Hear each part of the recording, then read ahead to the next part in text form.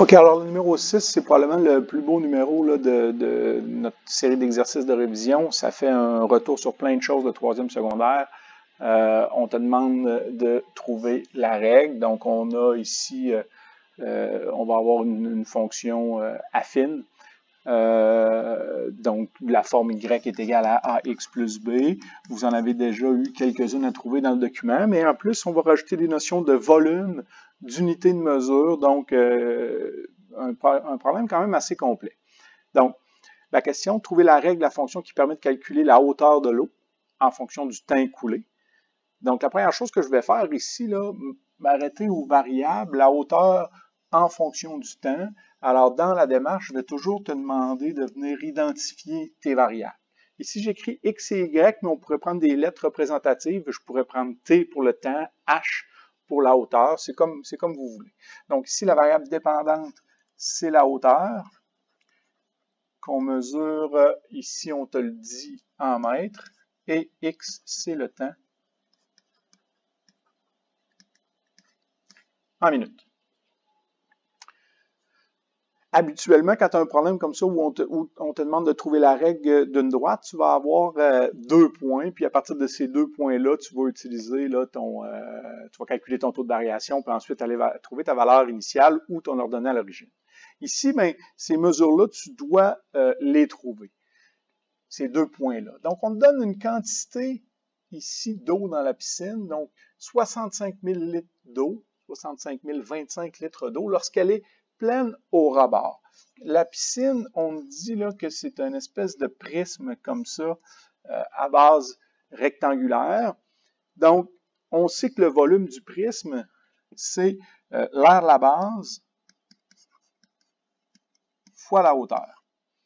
Donc, la première chose qu'on va faire, c'est qu'on va se servir de cette information-là, de notre volume, 65 000 litres d'eau. Alors, je vais écrire ici, première étape, 65 025 litres. Je vais tout de suite transformer ça.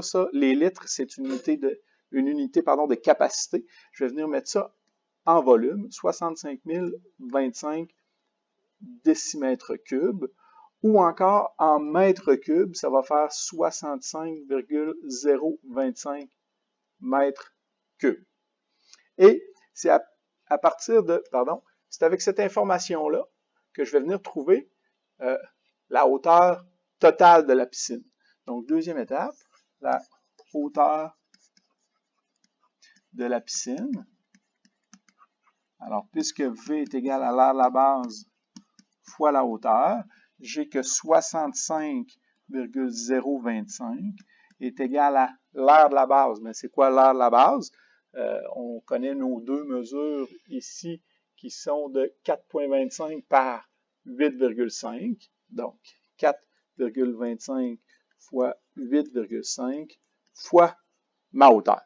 Et cette équation-là va me permettre de trouver la hauteur. Je vous évite tous les calculs, mais vous devriez trouver une hauteur de 1,8 mètres.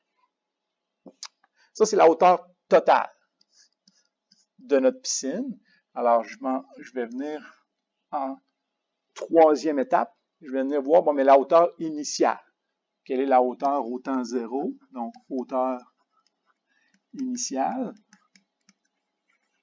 Ben, puisqu'on te dit que la piscine est remplie jusqu'à 12 cm du rebord, donc 12 cm qui est 0,12 m, H va être égal à 1,8 moins 0,12, c'est-à-dire 1,68 mètres.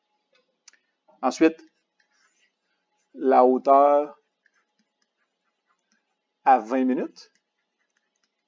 Alors, rendu à 20 minutes, on t'a donné le volume. 20 minutes plus tard, il ne reste que 57 800 litres. Alors, je vais revenir utiliser la même stratégie que j'avais ici. Donc, mon volume, c'est l'air la base fois la hauteur. Donc, 65,025 va être égal à 4,25 fois 8,5 fois H. Et je vais trouver une hauteur de 1,6 mètres. J'ai maintenant les deux points qui vont me permettre de trouver ma règle. Donc, ici, je vais venir trouver ma règle avec le point 0, 1,68 et le point 20, 1,6. Donc, avec ça, taux de variation, valeur initiale, et je vais arriver à trouver Y qui est égal à moins 0,004x. Donc, ça, c'est moins 0,04. Je n'ai pas fait le calcul, là, vous êtes capable de le faire. C'est ma valeur, c'est mon taux de variation. Et pour la valeur initiale, j'attire votre attention sur le fait qu'il y en a beaucoup qui vont me faire un calcul ici pour la valeur initiale, mais il n'y a pas de calcul à faire. La valeur initiale, elle t'est donnée dans le problème puisque tu as le point 0, 1,68. Donc, la valeur initiale ou l'ordonnée à l'origine, c'est la valeur de Y lorsque X est 0. Donc, on trouve moins 0,004x plus 1,68. Donc, ça, c'est pour la partie A. Et pour la question B, ben, le corrigé, je ne le ferai pas avec vous. Par contre, je t'invite ici à aller voir la capsule dans les notes de cours parce qu'on va te parler là, un petit peu de fonctions réciproques, quelque chose que tu as fort probablement oublié de ton secondaire 3. Alors voilà.